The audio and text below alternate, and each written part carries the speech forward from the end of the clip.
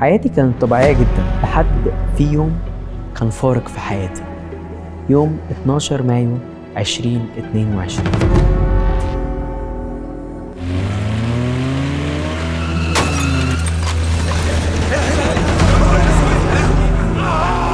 أندرو انتهى. سمع صوت صفارة ثابتة، مفيش أي حاجة تتعمل غير إن احنا نصلي له. احنا كنا في أتون النار. كان قلبي وقف.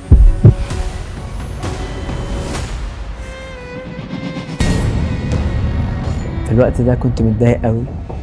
تكفيك نعمتي لأن قوتي في الضعف تكمن. كانت نقطة لقاء مهمة جدا في حياتي مع يسوع.